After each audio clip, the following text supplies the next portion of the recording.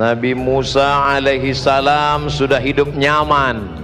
Tempat tinggalnya di mana? Istana Fir'aun yang megah, sampai hari ini menjadi salah satu dari 7 keajaiban dunia. Makam-makamnya piramid kuno, tegak, gagah, berdiri sebagai saksi bisu kehebatan Fir'aun. Di sana Musa berada, tapi ternyata batin Musa alaihissalam berontak melihat kezaliman. Akhirnya dia lihat 2 orang antara rakyat Fir'aun dengan seorang Bani Israel berkelahi. Lalu Nabi Musa melerai, tapi karena orang ini tidak mau dilerai, Musa meninju.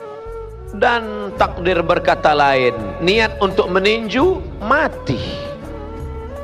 Ini hebatnya Musa, niatnya tidak membunuh, mati.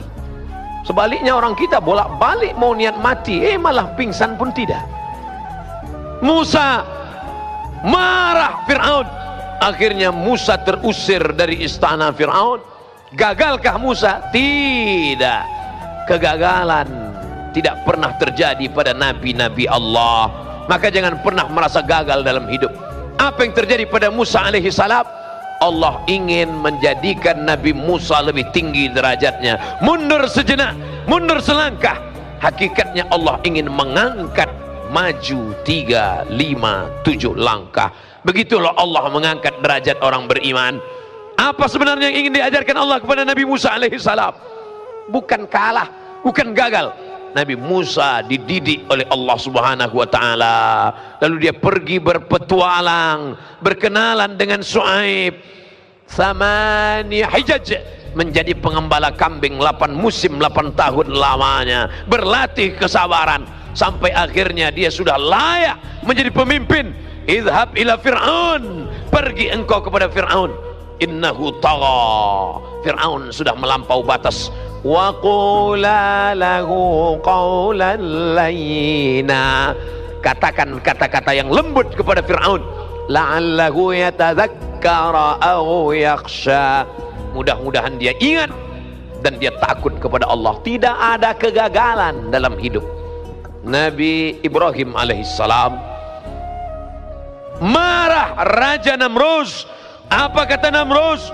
Kumpulkan kayu-kayu bakar, bakar, harriquhu, bakar dia. Gagalkah Nabi Ibrahim? Tidak. Ibrahim tidak pernah gagal dalam hidup. Sebenarnya Allah ingin mengajarkannya supaya berpegang kepada tali Allah. Di sanalah tawakalnya putus. Tak ada satupun tempat bergantung. Api menyala, tabiat api panas akan membakar, gosong, melepuh, hancur, menjadi abu, dihembus angin, hilang. Tapi Allah tidak ingin membuat Ibrahim hilang. Justru tabiat api berubah menjadi dingin. Ya nar, hai api, kuni bardan, jadilah engkau sejuk, dingin. Andai Allah hanya berkata sejuk, mungkin Nabi Ibrahim akan mati kedinginan, membeku. Tapi Allah tutup ayat itu. Ya narukuni bardan wasalaman,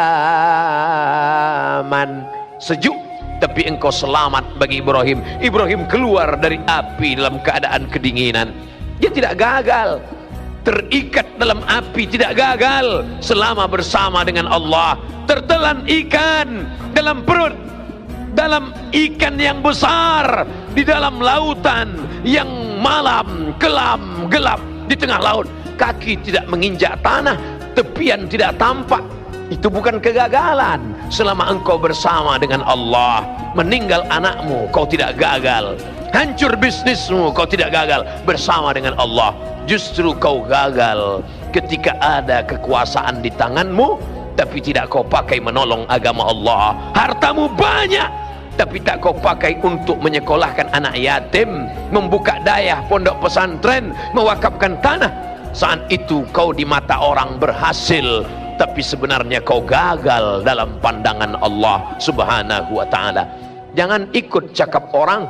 Wa in tuti aktsara man fil ard kalau kau ikut penilaian orang, kalau kau ikut lembaga survei, kalau kau ikut pencitraan orang, yudilluka an sabilillah, mereka hanya akan menyesatkanmu dari jalan Allah. Bapak berhasil, bapak hebat, bapak tinggi, bapak berkuasa, tapi sebenarnya kau gagal dalam pandangan Allah karena tak kau pakai untuk menolong agama Allah. Sebaliknya, engkau yang sakit, engkau yang terduduk, engkau yang terpuruk karena meninggalkan riba, karena meninggalkan narkoba.